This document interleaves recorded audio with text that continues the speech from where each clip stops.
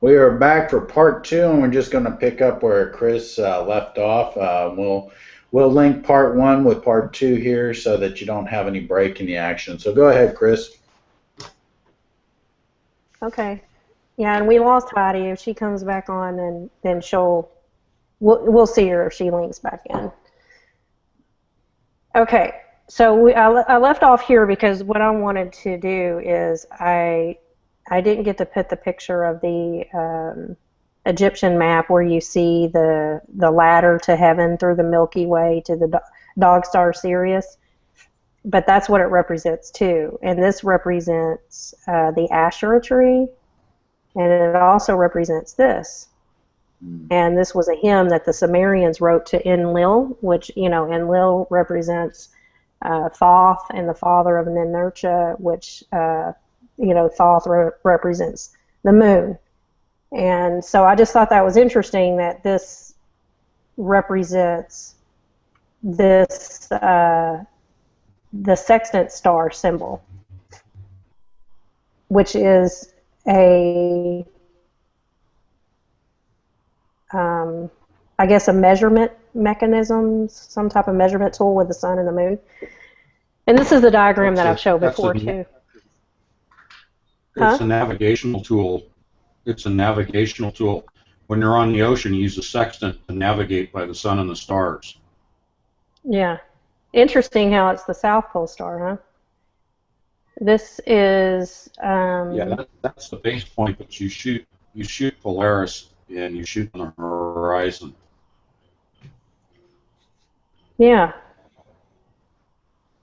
So this symbol, the symbol of the sextant, which represents Osiris' symbol, and the Freemasons' time and space, also represents this the potential man diagram with all of the gods that represent the pyramid. The sun and the moon, and Set, Thoth, Isis, Horus, Ra.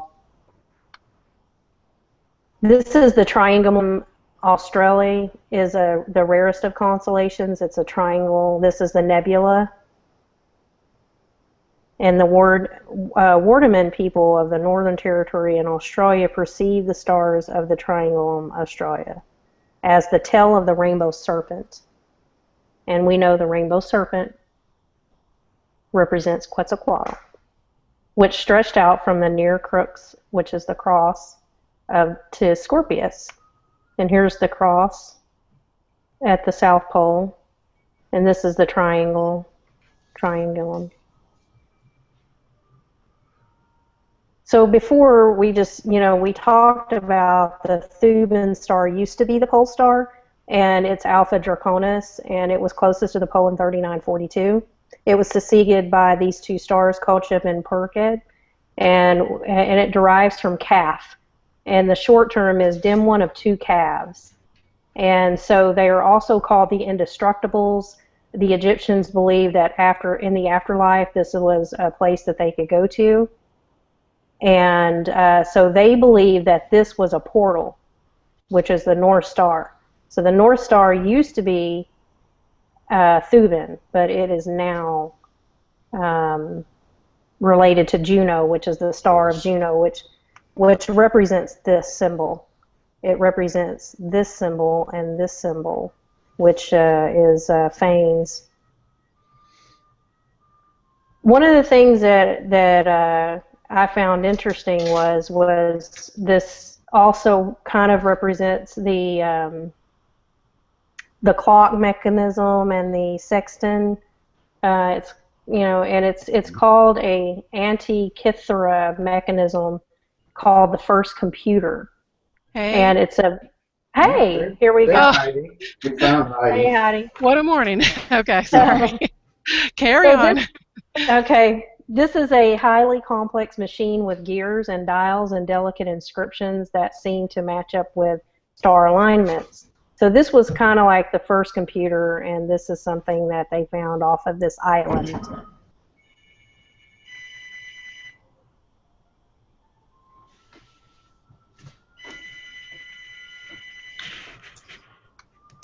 So here was Juno, Seashat. She's the female aspect of Thoth, and this is representative of the time frame that one of the researchers at a university, she's done a lot of work, Kate Spence, said that this was around the time that there was a change in the star, and this was the time that Khufu and Kasakimwe, which was Ham,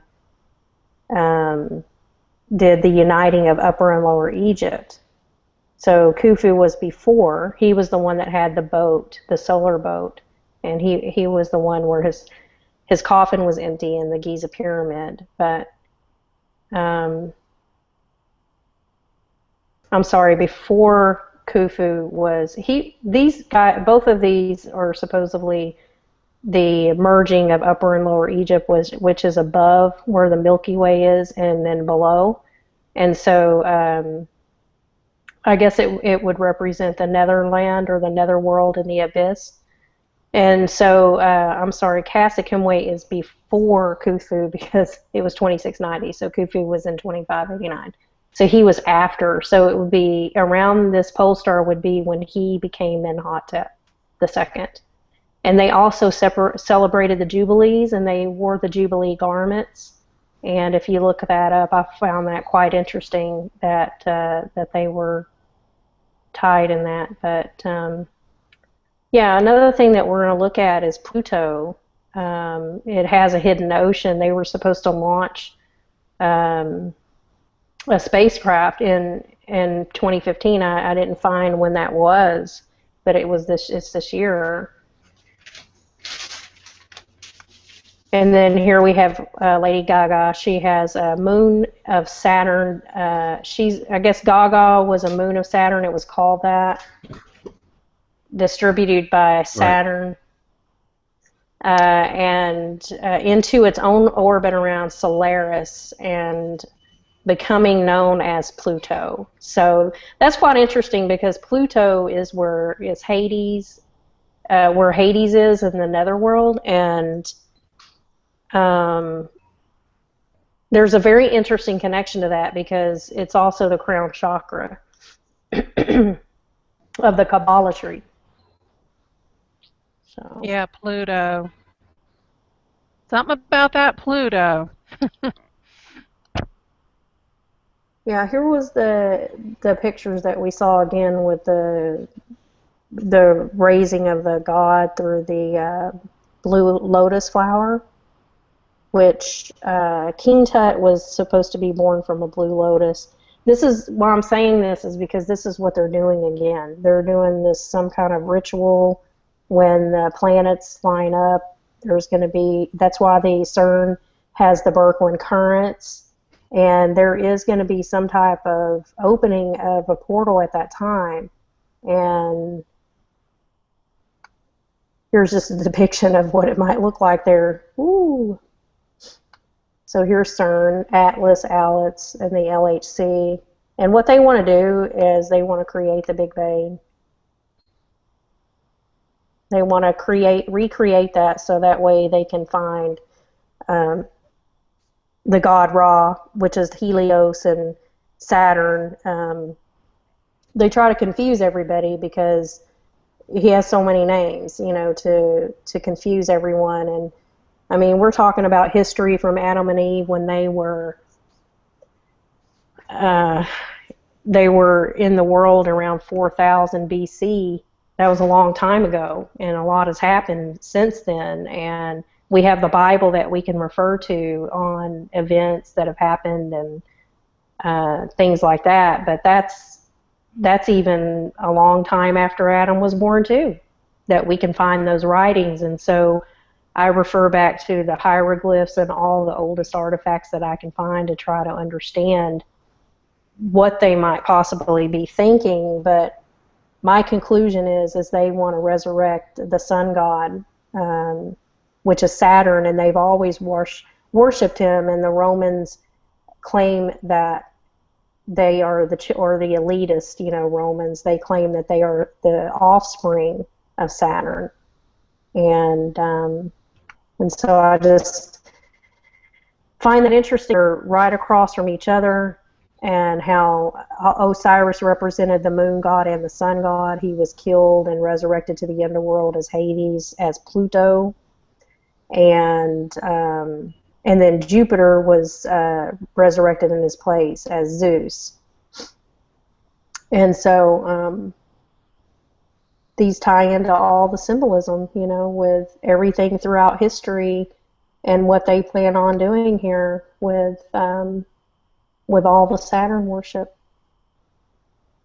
all the way from India to Egypt to Babylon. And so I do believe Rome will have some type of connection with the Temple on the Mount. And so that's something to be looking for and to be watching for. So what do you think about that, Tim, about the temple and what they're planning to do, building the temple possibly beside the Temple of the Mount? Well, I think that's exactly what the main crux today is for them taking. Yeah, I think it's about dominion. Vatican, Rome has always had dominion theology, which they preach that they are supposed to be. They have the keys of Peter, you know, and they're supposed to have the spiritual keys to the spiritual domain, but also the territorial of this world. And then they believe in dominion theology, which means you capture all the nations and give them to Jesus. It's just going to be a Masonic Jesus. And so I think you see Rome setting up itself in Jerusalem on that Temple Mount after, from what I can tell from the Jerusalem trailer and the Dig series and from the extraterrestrial trailer, it looks like they got to take down the Dome of the Rock, is my take on things, because they want that stone. I think that's what came out in the Belly of the Beast show, is that stone and the gates of hell and all those things. I mean, the 9 gates and all that stuff.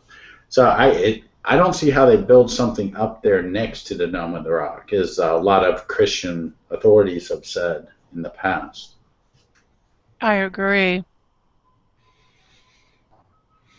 So that's what we're looking at as far as politics, you know. Go ahead, Anthony. You said Belly of the Beast? You The said last Belly show of the Beast show? Yeah, the Belly of the Beast show definitely is tying together this phallus, navel, the belly. A lot of people commented on the sign of Jonas in the end times, you know, as Jesus was in the grave and for 3 days. But some people pointed out that's also a sign. We're talking about the belly is not the actual, you know, kind of a type of this belly of the beast thing.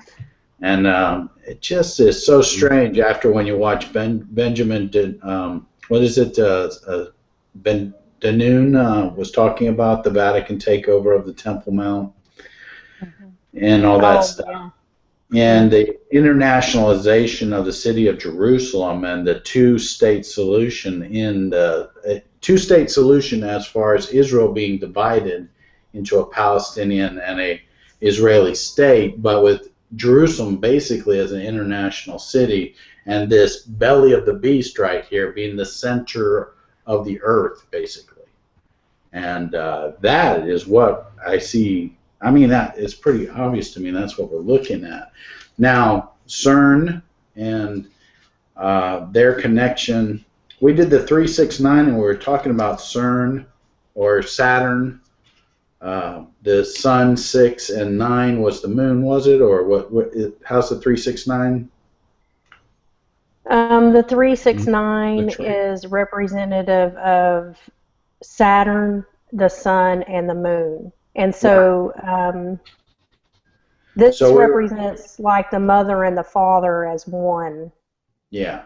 So we were looking at Saturn as the machine or the adiabatic type of thing, the way that people talk about the black cube and the adiabatic computer. And we're looking at Cern almost as the 3, and then we're looking at the 6 and the 9 on the Temple Mount, the moon and the sun. That's from the last show, and then we want Anthony's perspective on all this. what you're bringing out, because it really looks like Jerusalem is ground zero, and the Temple Mount is the belly of the beast, ground zero. And they're playing out something here with Cern and the Apollyon and the I see. Mas. This is the 6 and this is the 9. 69. Mm-hmm. 69 is it's the sign of the crab that ate the phallus of Osiris, but it's also the sign of infinity of He, and He represents Saturn. Mm-hmm. Any thoughts, Anthony? Well, just on what you just said, 69 is also the 666 on the Cern logo. So they're taking 369 and using that on the Cern logo. Your discussion of the sextant, the North Pole, Polaris, the Southern Pole, and then hold that picture. That's really key. Look at the Earth, and then on the right it has the wording Earth's equator. Picture relatively close to that arrow the navel, the hole at the dome of the rock into the abyss. What occurs to me here is that they're lining up in Polaris, North Pole, as I said in the last show, to that navel, so that they can get the two to pass through one another. The line from Polaris will pass through the hole of the navel. Like I said to you, Tim, in the last show, relating that to the movie Harrison Ford, help me here. Which one? The Raiders of the Lost Ark? Yeah. The first one, Raiders of the Lost Ark, when they're in the Well of Souls, and they have the map of the city and the staff and the jewel, and they line everything up. So picture that process with this extending through the core of the Earth. The abyss, they're trying to tap into the energy at the core of the Earth and then continue to the South Pole. If you look at it from a physics standpoint, you're looking at the magnetic reaction between Polaris and the southern pole of the Earth itself. But they're trying to tap the energy of the core for the purpose of opening this portal. Again, we're all going back to this whole discussion of the electric universe. You have to be thinking in terms of magnetic lines of energy. Everything that you're describing here today has to do with not just plasma, but magnetic lines of energy. And energy can cause things to happen. Once they connect to the Earth's core through that hole, by taking the magnetic north of the magnetosphere, the southern pole of the magnetosphere, and connect that through the Well of Souls in Jerusalem through the navel, they'll have the alignment that they want. It's only going to happen at a certain time. It appears it's going to happen in the autumn time frame, so that would be September. We know that with the Large Hadron Collider, their collisions, their maximum power, 14 tera-electron volts, will happen in September. If you look at that other picture where you have, Chris, you have the Native American standing there holding the spear, and the woman in front of him, the snow on the ground, and the alignment of Saturn, Venus, Mars, and the Earth. You know what picture I'm talking about? The very first one that we ever looked at when we talked about Thunderbolt's project. Oh, yeah. Yeah. Did I lose you, Chris? No, I'm here. Can you hear me? You have that here. You should. Yeah, I hear you. Yeah. Can you Okay. go to that one with the two natives standing there and they have the inscription on the rock? Now keep going. This It's is it, like right? the one in the center, but it's a standalone. Yeah, but it's the first one, the very, very first one that has just the two natives. Guy holding the spear. He's got the little figure, the man, the Taurus man, on the rock. I think you have just a standalone of that. Oh, Anyway, I probably don't have it. That's okay. Hold it. Let's not use a lot.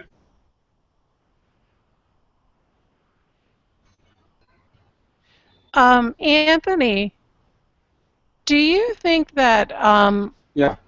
the center line that's going down, do you think that could be representative? I guess that's the sword of the electric or magnetic lines of energy going down into the stone?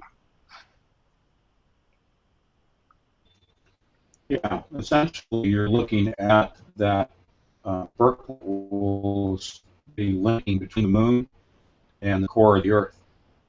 And so that actually will go right through the hole, the navel, in Jerusalem at the Dome of the Rock. They have to remove the dome. Tim hit on that last week, and it's absolutely correct. The dome will be removed, and I'll tell you how that's going to happen. But, okay, for the sake of brevity here, let's take the center picture that you're showing with the two blue figures standing next to it. It's kind of hard to tell for people that are watching this, but to the left we have a native man holding a spear. At his feet is his young woman. And if you look at the snow on the ground, we haven't talked about this before. That's a very light covering of snow. The fact that the woman on the ground is not wearing wintertime clothing, she's basically not wearing much of anything, indicates to me that this is autumn. This is the first snow. This is telling us this is September when the alignment takes place. And it fits with the calendar of events that Cern has published. So I'm going to stop, let you guys jump in here. Well, I just wanted to say something because Tim and I were talking about that stone and how we thought it represented not only, it's the stone, the Emphalis stone, the Philosopher's Stone, the Well of Souls is down there. It's just symbolic of all the mystery religions and occult religions focus. And Tim had said something about sword and the stone, and I think that might be a symbolic representation of that sword and the stone with the Arthurian legend and the Holy Grail, because everybody wants, it's something about that stone, I think, is the key of Solomon. Mm-hmm. And once that dome is removed, Yeah. Go ahead. Yeah. Mm-hmm. No, you're right. You're right. The sword and the stone, that legend is if you can withdraw this from the stone, then you'll be able to find the Holy Grail. You'll have the power. The sword is the Birkeland currents, the electric plasma connection between the planets and the Earth that existed during the Golden Age. They're trying to reproduce that Birkeland current to establish that reconnection because they believe that they're going to derive power from that. The power to be able to resurrect their gods. Their spiritual power is what their physics, the Birkeland currents reconnecting with these planets, they will be able to resurrect those spirits from those planets. Now, the sword and the stone, the sword, the Birkeland current, passes the hole at the Dome of the Rock through the navel. So picture a sword in that navel hole, which leads to the well into the abyss. Well, that actually leads to the core of the planet. That's where all of the energy, the electromagnetic lines of force that surround in a torus field and toroidal pattern around the planet that creates our magnetosphere, that core is what they have to tap into. And they believe that by using Cern to generate the Birkeland currents, they can pass through the navel at the Dome of the Rock and tap into the core, the abyss. They call the core the abyss. And they will then be able to manifest that physical connection to all of the planets and then bring that spiritual energy that they want back into existence, back here on the planet. And they believe they will achieve their golden age again from the 4th dynasty of Egypt. Yeah. And we were saying Go last ahead, week guys. that all those gates must be, that are all around the world, must be converging right there into that core abyss. Yeah, I think the gates Right. represent the ley lines of energy to flow out from this Birkeland shot. I think when that thing shoots down, and it makes me wonder about ISIS, or ISS, the International Space Station.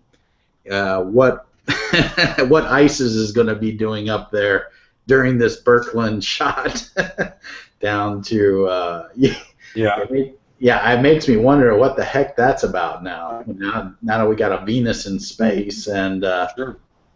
and so we got the 2 months of June and September, and is that related to certain alignments of a moon alignment and a solar and a sun alignment, or I mean, I'm just speculating now. Right. Well, let's go back to the Dome of the Rock and the fact that it sits on a building, on a structure that has 8 sides.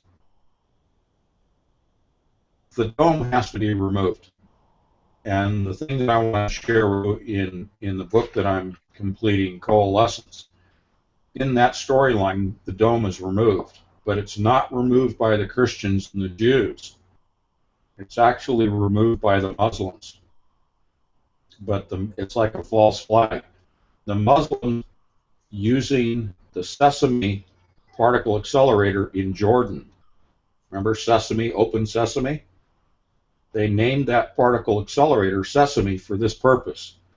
The close proximity of that particle accelerator to Jerusalem, to the Dome of the Rock, that particle accelerator is actually going to be used to remove the dome, destroy the dome, and that is going to flame every Muslim practitioner in the world and cause what we talk about and we read about in prophecy, this battle to start. Specifically, as related in Isaiah, the destruction of Damascus overnight. There will be the Dome of the Rock destroyed. There will be a attack coming through the Golan Heights by Syria, through Syria. Actually, Iran, but that's a proxy, and we know Israel will retaliate, and overnight, as it says in Scripture, will destroy Damascus. And then the war is on, and all of the close countries that compass Israel will be engaged in that battle, and Israel will, after losing well over 1 million people, will defeat those countries immediately compassing Israel. And ISIS, you mentioned, they are trying to achieve a territory that is outlined on their map that is exactly the territory that will result following this battle, in which Israel regains their original border lines, their original borders. It has nothing to do with going back to the borders prior to the 6-Day War. It's the larger territory that they will gain. That's all prophetic, but it starts with the destruction of the Dome of the Rock, their term here, and it's going to start a war when that's done. But it's actually done by the people that are promoting all of this activity with Cern. It's kind of the ultimate false flag, if you will. So go ahead. Yeah, so you think that it's going to blow it up before they build the second temple, or I mean, do you think the Antichrist is going to come and that they're going before. to, and then he's going, they're in the 3.5 years, then something's going to happen during that time. They have to remove the rock first, then they can build the temple, because they want to build the temple on the existing site of the Dome of the Rock. So it has to be removed, but there has to be a war as well. Yeah, I agree. I think this also adds something. I think that the World War III starts with the destruction of the Dome of the Rock to get the Muslims into jihad mode, and that's when you're going to see all the destruction in the United States. I think you're going to have all the Islamic people that Obama and friends have brought in through the borders. That they'll take down. Well, they'll cause tons of trouble in the United States at the same time, I think. And I think it's very coordinated. And I think Anthony's. We were talking about the 9/11, the Twin Towers, and the Brookhaven synchrotron. And Enter the Stars had done work on the alignments with being connected to 9/11.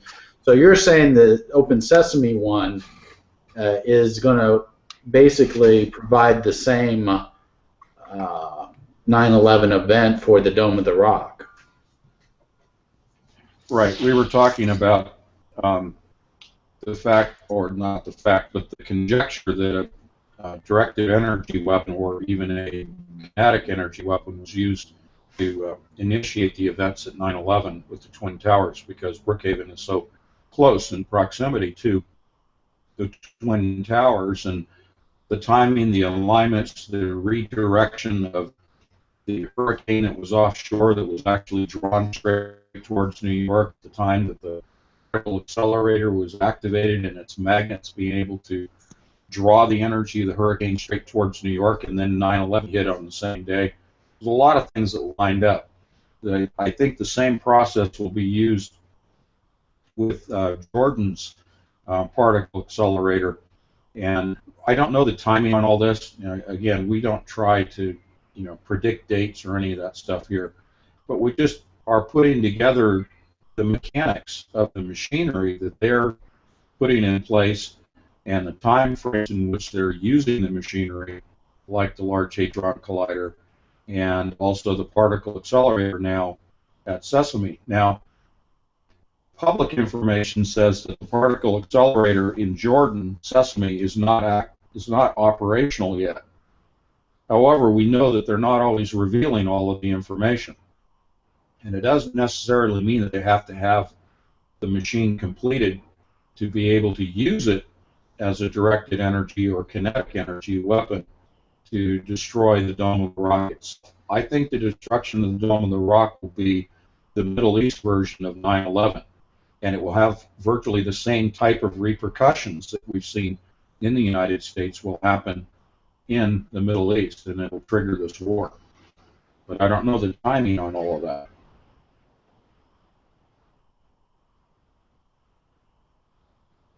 You guys there? Yeah, I'm here. Did I lose you? Tim, are you there? Yeah, I was here. I was just giving somebody else an opportunity because I can talk all day. But it's no, I think and Anthony's third book, Coalescence, I think is going to bring out some interesting things that we're talking about right now. I see that as being the scenario. A fanatical World War III driven by the Dome of the Rock has to come down for the occult members of all these religions to have that Omphalos stone. My thing is this June alignments and the September alignments, and of course we're always limited as far as knowing how things align through this belly or this belly button or this Omphalos. I think you could do the moon alignment. I think you could do the moon alignment with the dome still up, probably, with the dome magnifying the moon.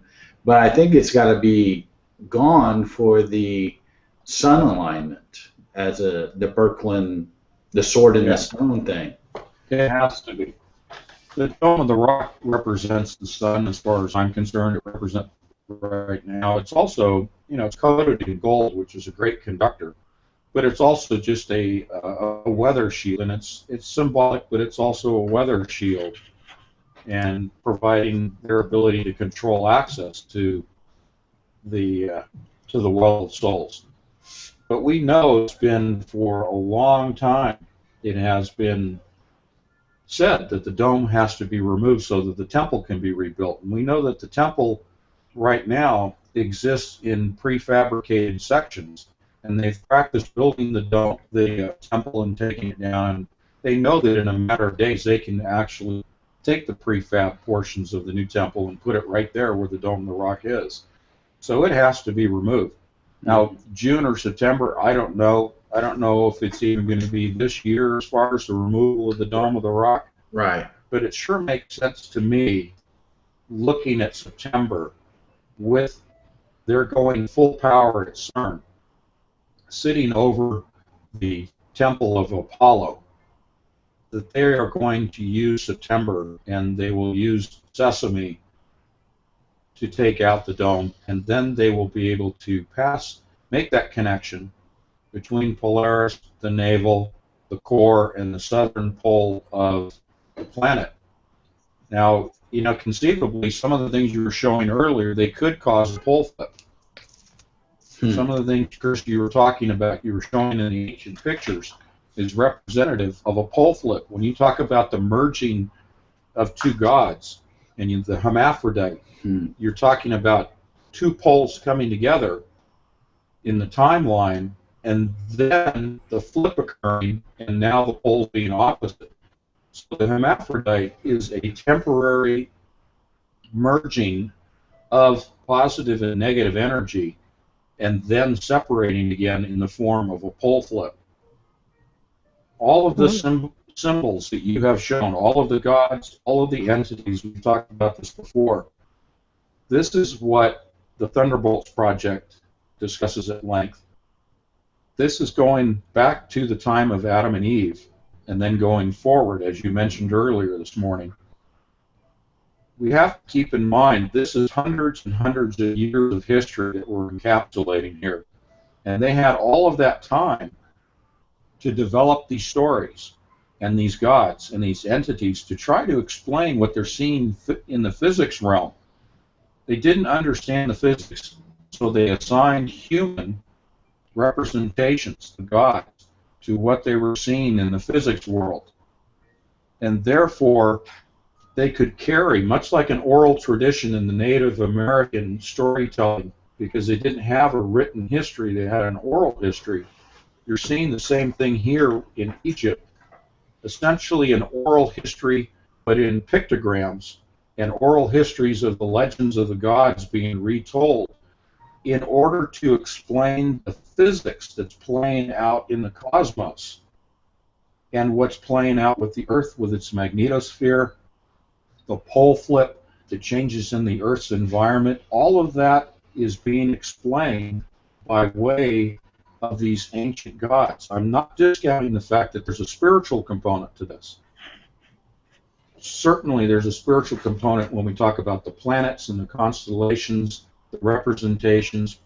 Those are all interconnected, and I believe that in their occult practice, recreating the physics of old and the old processes of physics, they believe will resurrect those spiritual entities that they want to bring back here and create their form of the Garden of Eden, the Golden Age, here on the planet.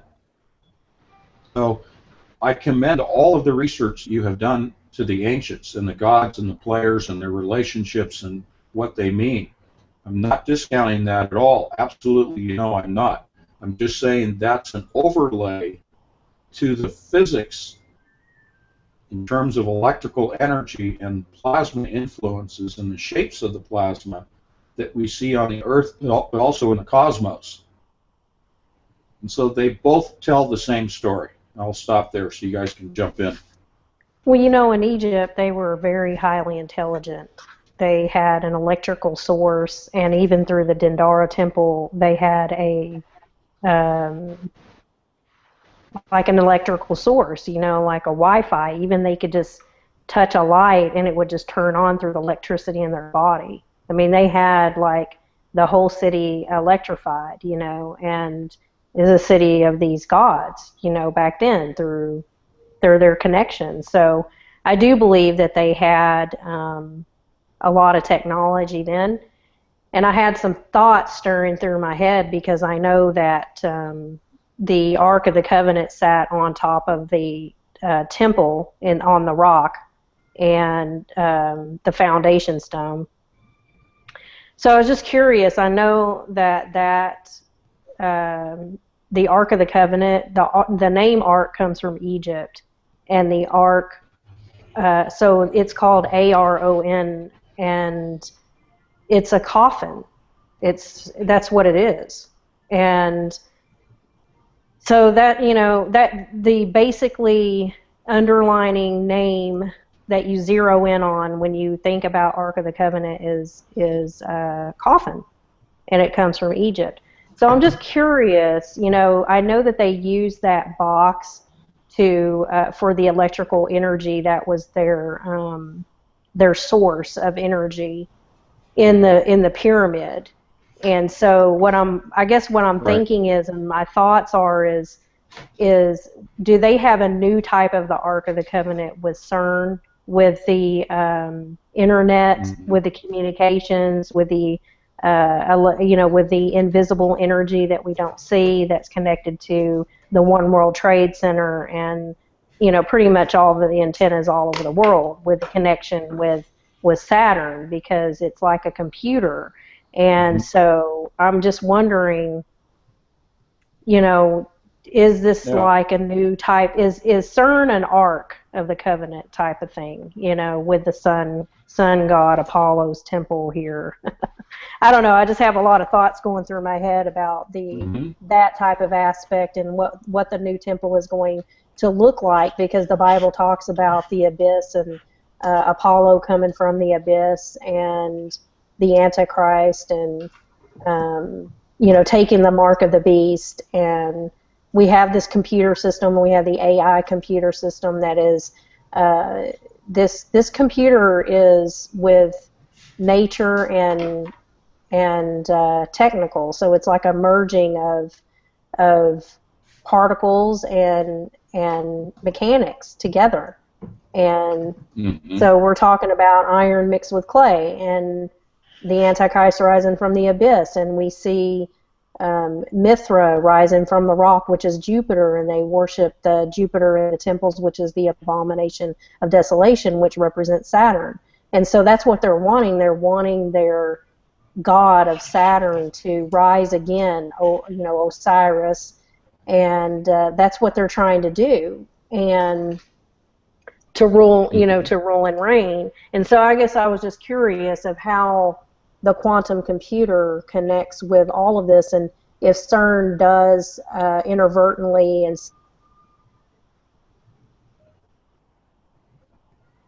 of God, it was lightning, it just blew the whole thing away. Yeah. Right. Let's go to the Ark of the Covenant, the capacitor, and we've heard that from other sources, that if you touched it, you were electrocuted, you were killed. And therefore they would carry it with wooden poles, because wood is not a good conductor of electricity. If it's located originally on where the Dome of the Rock is now, if it's sitting over that Well of Souls, if it's sitting over that hole, that one rock that was removed to allow access to the Well of Souls, then that provides the opening to the core, to the Earth's core. Excuse me. I would venture to say that there's a great deal of magnetic rock that comprises the Dome of the Rock, that is underneath the Dome of the Rock, that is actually allowing connection, I should say more specifically, a magnetic connection to the iron core of the Earth. So picture this: you have an iron core, it's rotating in an electrical field. It's acting like a generator because of that rotation of the iron within an electrical field. It's generating electrical energy that then passes through the hole in the Dome of the Rock, through that navel. The capacitor, which is basically a battery, is the Ark of the Covenant sitting directly over that opening, the navel. It's absorbing energy from the core, from the generator, charging the capacitor.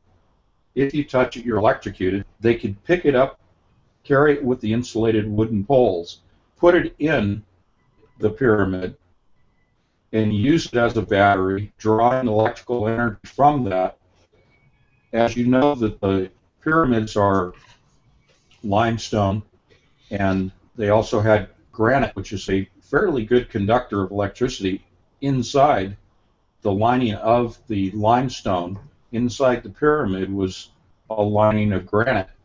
And you have the ability to take that electricity and cause an electrical discharge, a directed energy weapon, to be created with the pyramid using as a focal point possibly diamond or some other semi-precious stone, or even just gold as the capstone, in order to direct that energy into the cosmos. Potentially, it was directed at Polaris. Yes, the Ark of the Covenant, being a capacitor, powered Egypt, and they were able to tap into that, and they had their snake lights that you've seen in the you're referring to on their stone carvings, the ability to electrify all of that area. And then when it was stolen and taken, you had the Pharaoh pursuing the Ark of the Covenant, and then the parting of the Red Sea and that whole story. So I'll stop there, but I did want to say that the Ark of the Covenant sitting over that opening, moving the electrical energy from the core of the Earth. Yeah. Wow. Well, just to add to this, a visual of contemporary, the Age of Ultron movie has the demigod Thor standing on top of the sarcophagus or Ark of the Covenant, directing his Birkeland bolts through this thing to raise up this thing, that this avatar, to animate this avatar in this coffin. So if we're looking at the belly of the beast and we're looking at the ark over it, and they're looking at animating something from the pits or whatever with their Birkelands, that was the image that I think that connects in the movies to this, what we're talking about. So is the ark kind of like a projector? Yeah. Well, the ark is just a battery. Okay, Yes. so it's not. It can't be just a used battery, as a projector. No, not necessarily. But the temple, they're building the temple.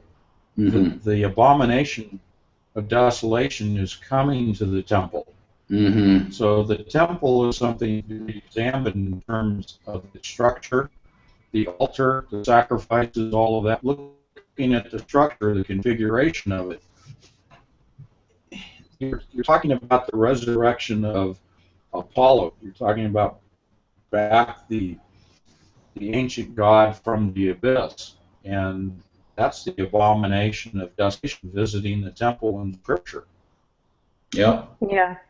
Yeah, it's absolutely, it's jumping out at us big time, what they're doing, and this belly button thing here, this omphalos and this arc and the alignments and the Birkeland currents and and bringing the sun god, their Masonic sun god, Mithras, Apollo, bringing him out. Sure.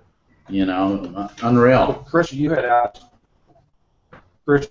about the adiabatic quantum computer, artificially intelligent, and Saturn being a computer, and then Cern. Essentially, that's just the control mechanism, and you have to have that complex machinery, computer, to be able to not only predict accurately all of the alignments that are necessary for this to take place. I mean, a basic computer can do that, but the feature of being a artificially intelligent computer is going to factor into the creation of this beast, the controlling of this beast, the wonders that will be performed by this beast, as well as the control of the population. We've talked about that in other shows. But from a physics standpoint, you need that also for the control of the power. If they're going to tap the core of the planet in conjunction with tapping the magnetosphere. Did I lose you guys? No. There's some kind of interference. Okay. Plus, they have to be able to control the torus, that they're going to create, the toroidal field, the donut, which we can look at as a disruption of time-space continuum, a portal, a wormhole, whatever you want to call it. They're going to cause the creation of a toroidal field at Cern. That's really the hidden agenda there. It's not smashing particles that's the big deal. It is the creation of this electrical energy, this magnetic lines of force in the shape of a donut. But they have to be able to maintain that. They have to keep it stable. And that's where that computer also comes into play, because it has that ability to monitor and to control the lines of magnetic force that are derived from this instantaneous explosion, this Big Bang you talked about earlier. It's not the Big Bang. That's for public relations. It's the creation of the torus field that creates the time-space distortion, and they have to hold that open. That's the large one. There will be other portals around the planet that will open, but that's the large one, and that has to be controlled by that computer. It all has to be coordinated. Well, if you think about it, the Birkeland currents that are in Cern, CERN's a computer, and it's a weapon, and a particle accelerator. And so if you're looking at these Birkeland currents, which was in the Electric Universe by David Talbot, and you're looking at these currents going up to Venus and Saturn, and then the birthing of Mars, which is the god of war. And so Venus, if you think about it, Venus is like the phosphorus planet. It's it doesn't have an electrical magnetic field around it like some of the the planets do. And then so Saturn, you think about it connecting. They were connecting as a pole star, where the pole star is, and where the swastika is in the sky. So they were. That's where the focal point was. It was in the center of the galaxy, and so that's why all the ancients were looking at it. So you see this Saturn computer, supercomputer, connected to Venus, and then Jupiter is behind it. So you have these all, and then Mars is being birthed from it, and so you have these all together. This is alchemy, all together, opening up the doorway. And so that's just kind of what I see there. If you go all the way back to the first picture that I ever showed you from Dave Talbot's Thunderbolts project of the alignment of the planets and the Birkeland currents connecting to the Earth, that's what they're trying to recreate. They cannot move the planets back into that alignment nor bring them into close proximity to the Earth. But by creating the torus, the donut, at Cern, they will generate, projecting from the center of the toroidal field, so from the center of the hole, the Birkeland currents will be projected out into the heavens. It may be that they go to the moon first. Again, you had a guy up there that showed the Birkeland currents connecting to the moon first, and they were passing through that donut, through the torus, if you want to put that image up there. But you have the Birkeland currents emanating from, let's say, the northern pole of the donut, okay? That connection there is what they're trying to recreate. So hold that picture. That's good. Okay, excellent. Good. That's even clearer. In the center, we have the torus. That's an edge-on view of the donut.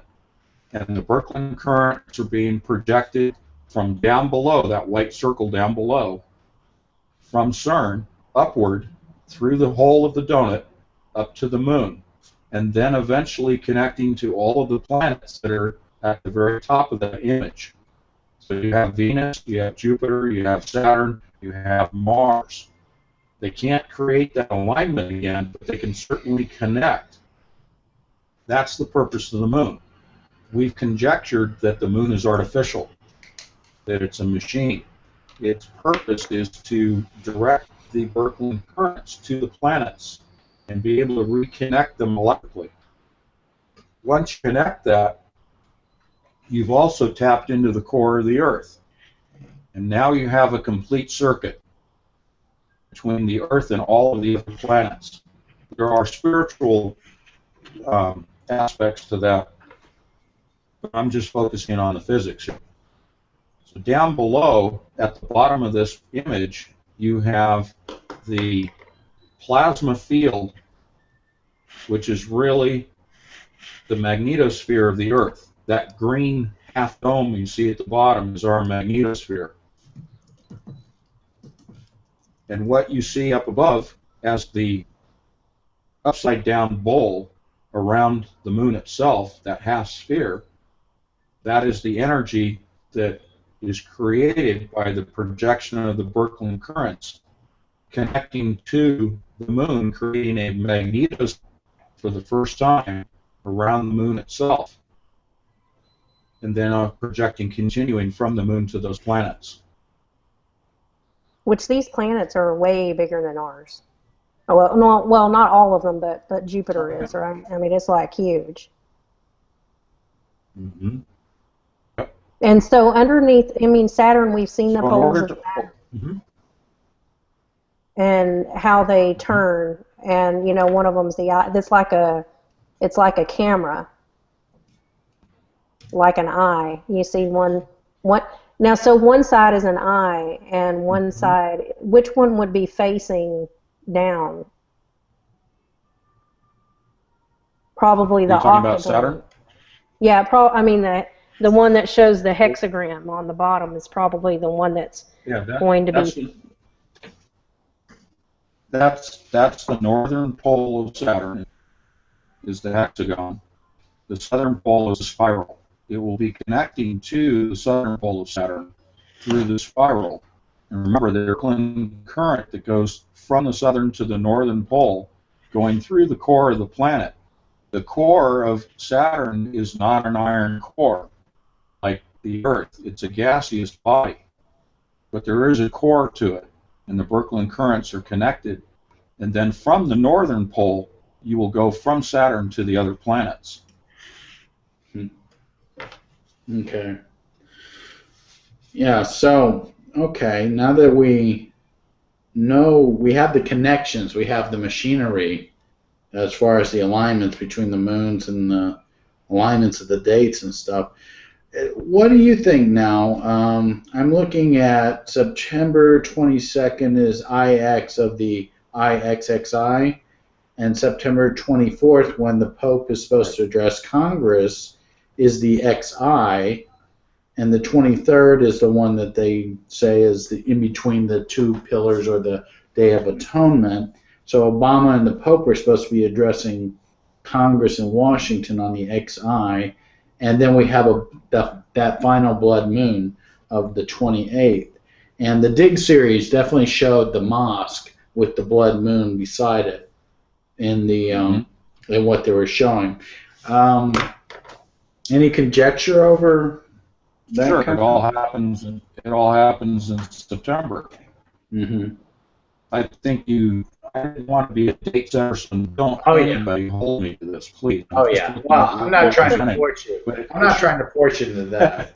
No. Yeah, we're not. No, but none I'm of just us saying, are sitters here, but we know that these things are happening at CERN, and that's what Anthony's helping us with to understand how these things work. But when these currents come out of CERN, Anthony, are we going to be able to see them, or is it going to be invisible? well, as I have answered that question to other people that have asked me, picture the northern lights. That is plasma, highly energized plasma that is excited because of the energy accelerated particles, the protons that come from the sun and strike our magnetosphere, causes the excitation of the ions in the magnetosphere. So we see the magnetic energy, if you will, in the form of northern lights.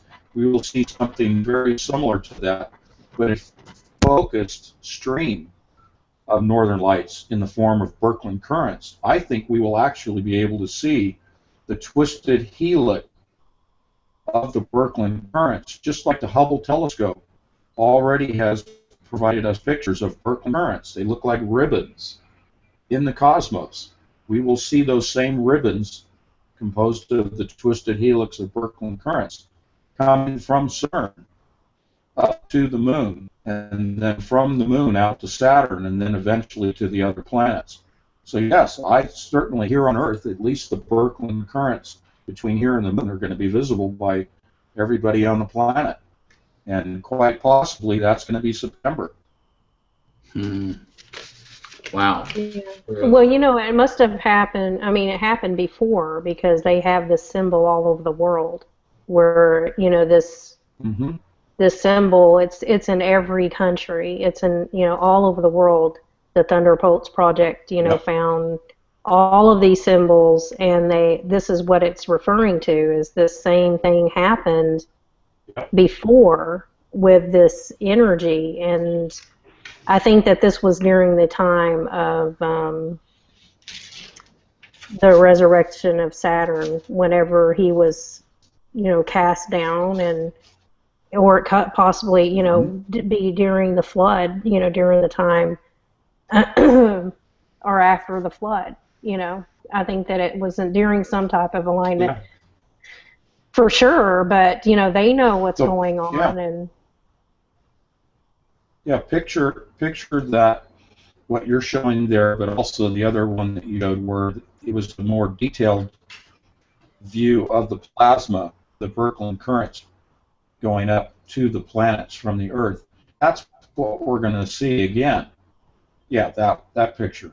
That's what you're going to see again. It won't be white necessarily. I think it'll look very much like the aurora borealis because of our change in atmosphere now. Yeah, there it is. If you want to know what it's going to look like, that's a simplified representation. I think the other one was more representative of what people saw in the ancient times and existed in the golden age of the 4th dynasty in Egypt, and what they're going to cause to happen again. If we're talking about an abyss, we have an entity that is locked away. It requires this energy to break the lock, to break the jail, to break this guy out. And that's what the energy is there for, breaking him out of the abyss, which is, as we believe at this point, to be in the core of the Earth. So they're tapping the core, they're in the abyss with this energy. So would you call this the key to the abyss? I would say the Birkeland currents are the mechanism that turns the key. I think the key, if you have to have a key, you have to talk about the adiabatic quantum computer being the control mechanism or a key itself. But the energy that's required is in the form of Birkeland currents, which are generated by the collision of particles at the Large Hadron Collider, which then forms that magnetic donut, that torus. And from the torus, in opposite directions, just like the representations of black holes in the cosmos, where you see two opposing streams of synchrotron energy composed of gamma rays and X-rays emanating in opposite directions from a black hole. Picture exactly the same thing on Earth, a torus with two opposing streams of energy coming out, one going out towards the moon, the other, which I haven't mentioned yet, will go down into the core of the planet. You have to have those opposing, in physics, those opposing lines of force that come out, because that is caused by the circular movement that we see in the Large Hadron Collider of the particles that generate the magnetic lines of force in a toroidal shape of a donut. When you create the donut, you have the two opposing lines of energy that are projected out from the hole, from the center, if you follow me. When you, and this is a side note, when we look at the Earth's representations of black holes in the cosmos, those are not forming the core, okay? That's the center of the donut. The black hole, that ring around the black hole, is the donut. The core is the plasma. The core is dense plasma, causing those energies to emanate in opposing directions from the core. There's nothing solid there. It's plasma. Same thing at CERN. I want people to understand this is the hidden agenda. This is the physics that they're not talking about at CERN, and this will be in my book. They're creating a plasma core. Yeah. Is the plasma like part of the birthing of something? I mean, is that what it's used for? Yeah, in normal science, you have learned in school, they talk about plasma being the fourth state, okay? Fourth dynasty, fourth state of matter. There's force of matter. And where actually, and that's the gravitational model that they've shoved in our face. The electric model, the fourth state doesn't exist as plasma. Plasma is the first, the prime, if you will. The first state of all matter is plasma because you start with energy, you start with electricity, and then you form plasma as the first form of matter from energy. When you convert energy to matter, E equals mc squared in the gravitational model, the first state of matter is plasma. That's what they're creating with the Large Hadron Collider, and they are not telling the public that. Well, that makes more sense now. Yeah, this makes sense. Well, thank you very much. Definitely. Yeah, thank you, Anthony, because that makes sense. You put together a lot of pieces for me. Oh man, hooking up a black hole with Birkeland currents, shooting into the dome of the rock on Phallostone. Very interesting. Oh, jeez. That's right. That's one of the streams coming from the torus, go through the navel after the dome of the rock is removed. We'll go through the navel, and we'll go to the core of the planet. The other stream goes to the moon. Real simple. Yeah, and it goes with the whole thing about the electric, the animating the beast Frankenstein with electricity.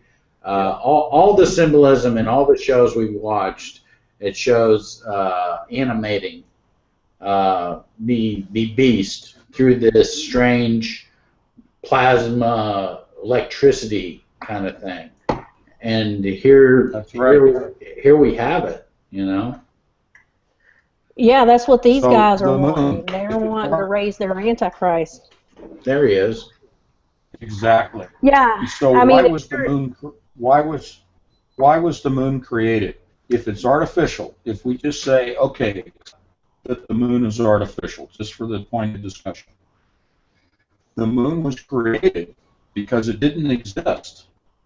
There, the moon didn't exist in this alignment. Okay, in the golden age, the moon's not there. That's Mars, and then you go from Mars, you go to Jupiter, or Venus. You have Saturn, and then you have Jupiter behind it, as you correctly pointed out earlier today. In addition to the sun, so you bring in an artificial body to act as a receiver of the energy from Cern, and then as a distributor, a hub. This is key. Moon is the distribution hub of the energy, just in a computer network. The distribution hub of the energy to the other planets. So the moon is a distribution hub to the other planets. The image in Star Wars of the Death Star, have you thought about that? Is that connected with the moon being an artificial satellite distributing energy, or would you not? Yeah, I think it fits. Yeah, I think it fits. It's not a Death Star in the sense that it's projecting, the directed energy weapon in Star Wars, right, for storytelling purposes, but it is directing energy to the other planets. So sure, Death Star and the moon's no difference. Yeah, that's interesting because, Thoth, he represents the moon. He's the phoenix, and he's going to rise and brings the ashes to the altar of the sun god. Hmm.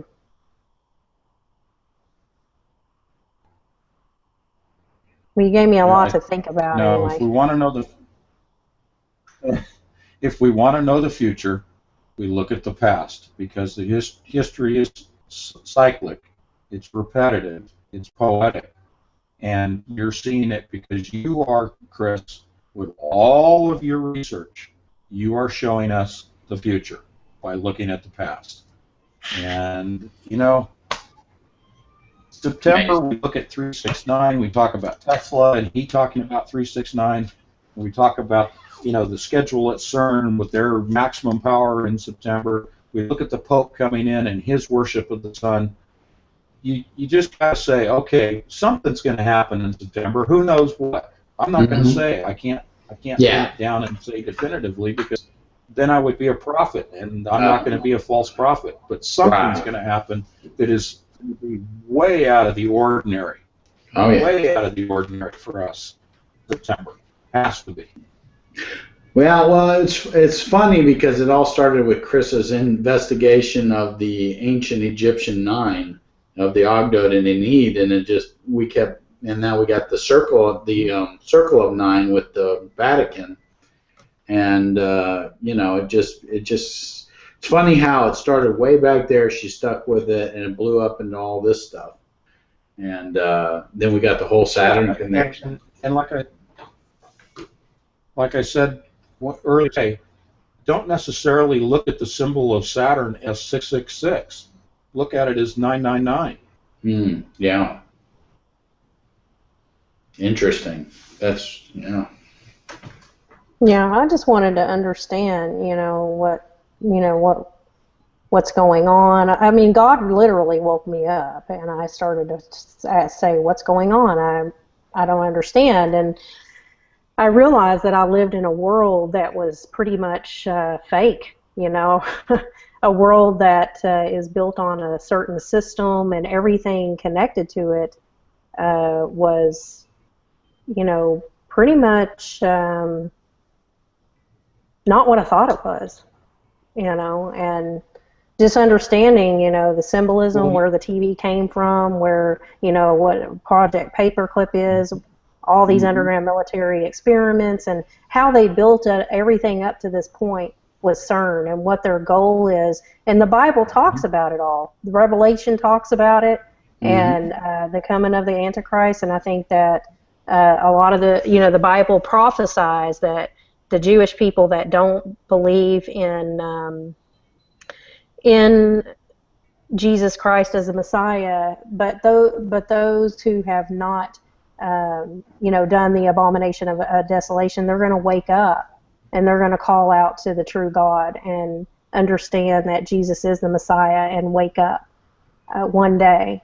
And I think that one day is soon. And we're not here to condemn anybody, and any religion, to me, in my opinion, is that it was all made in this world for a reason. And so we're not here to argue with anybody or anything. We're just here to put out the facts, and that's what we're here for, to expose the dark like Jesus Christ tells us to, and help people to wake up, and help people to wake up to what's going on in the world inside of these religions and the dark rabbit holes that they go down to, because I don't want to be lied to. I want to know the truth, and I think Jesus wants me to too. He has the Bible there for us, and His Word, and He's coming for His people. And so, it's good to understand everything. I mean, we would have to literally sit here for days and days and days to explain, how we understand things from each of our perspectives. But the big picture is that there's a lot larger picture than before the Bible was written. There's a lot larger picture of, who wrote it, why they wrote it, why Jesus had to come and die on the cross for us, for our sins, and so that way we can be a part of God and be a part of heaven. And you think about it, it's very interesting. Between Genesis 1:1 and 1:2, you got the whole history of the angelic realm and the fall, all in that one little space that's not explained. And so Yeah. you Well, got an enormous amount of stuff going on that we are not aware of. well, God revealed a lot of things to me, and I'm glad that He did. I love the Lord, and I'm so glad that I understand a lot of things because I want to understand these things, that the planets represent the fallen angels, and they do, and the planets in the universe represent the underworld. They represent what's above is so below. But these fallen angels also represent all of these deities that are changed the names of them over time, and these fallen angels want to be worshipped as God, and they do worship them as gods. The elite worship them as gods. The Vatican worship them as gods. And Jesus tells us, don't worship the sun and the moon and the stars. Not to bow down to anyone on the earth. And so that is, a warning to people. But see, they say they're the bloodline of Saturn. These people are the bloodline of Cain. They're not like us, these people that are from the way on high up into the elite and the richest of the rich, and the people that are running this world. I mean, look what's on the dollar bill. Look what it's all about. I mean, there's been people that have broke those things down, and people are starting to wake up because of the internet, because of the communications, and because people are seeking the truth, and because God is waking people up to see the bigger picture of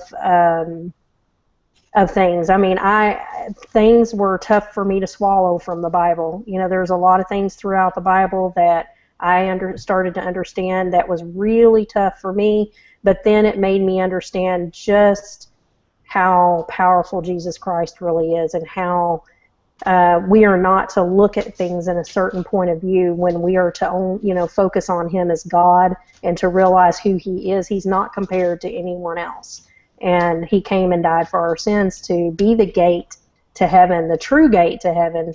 And so many people are being deceived, and that's another reason why we're here, to help people to understand the truth of what is coming, and why it's coming. And it's coming because of the evil. It's coming because of these people are evil, and they worship Saturn. They want their Antichrist to come. They're building his temple. They want him to come and rule and reign for them, and that's who they worship.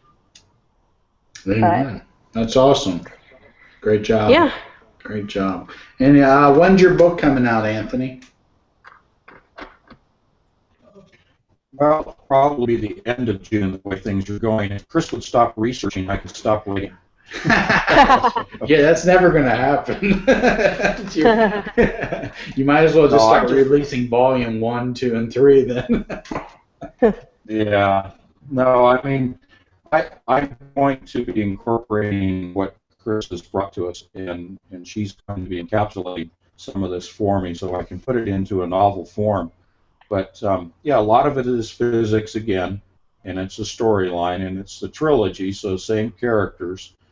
But I can tell you they're going to Jerusalem, and it's going to involve the Dome of the Rock, and it's going to involve what I said today. But adding into that is all of the evidence that Chris has presented in an encapsulated form so that it doesn't bog down the story. But, yeah, I think by the end of June I'll have this thing ready to be released, and it of course should go on into other books because there's so much information. But yeah, Chris, I just want to echo what you said. It doesn't matter the research that you've done. It doesn't matter the stories that I tell in my novels. The whole purpose really is just to ask people to stop, look at the world differently, ask some questions, seek the Lord on their own, establish that relationship with the Lord, because there's only two directions you can go. You can go with the Lord or you can go with Satan. And that's, for me, what all of this stuff boils down to. All of the research and all of the writing just comes down to our mission is just to ask people, look at the world differently and make your choice. Yeah. Amen. And you Awesome. know, and God loves everybody. He died. You know, Jesus died for sinners. And you know, like my little one, she's my little cancer survivor, and she says, "Mom, God loves. He wants to hear from the worst person. You know, he wants to hear from everybody." And that just broke my heart when I heard her say that, because it's true. The Lord does want to hear from everybody, from the person who sins the greatest from the least, you know, because he died for all sins no matter what they are. And once we understand that and we know the love of the Lord and we ask him to be our Savior, then we're sealed by God. Then, you know, Satan can't have our soul, and that's what he wants. He wants everybody's soul. He wants to be God and he wants to rule. But, you know, thank God that I do believe that he's going to deal with everybody. He does deal with he dealt with me, you know, he dealt with my husband, he dealt with my children, and he deals with everybody. So I do believe that he is dealing with everyone. He's working in people's hearts. There's going to be, you know, more people waking up, and I do believe at some point he is really going to unleash the power of his Holy Spirit on people during the end times, like the Bible says, and I do think that is coming soon. I do. And with that, I think we'll wrap up at this point. And you know, we did this just wonderful, Chris and Anthony, and going to Jerusalem from Cyprus. So we're jumping off from Cyprus, heading to Jerusalem. That And dome of Heidi, the too. rock. Where's Heidi? Are you still there, Heidi? No, Heidi fell off. She was having all kinds of problems with her computer, but we'll get back with Heidi. We got Yeah, more sword. We got more sword in the stone stuff to do, and more Arthurian legends, and we got more stuff on that end. That's for sure. But thank you very much, and we'll just sign off here. We're going to hook up part 1 and part 2. We'll put a point where the part 1 fell off, and then we'll say where to jump off to part 2, and we'll link the two together so people can follow it better. But thank you very much, Anthony.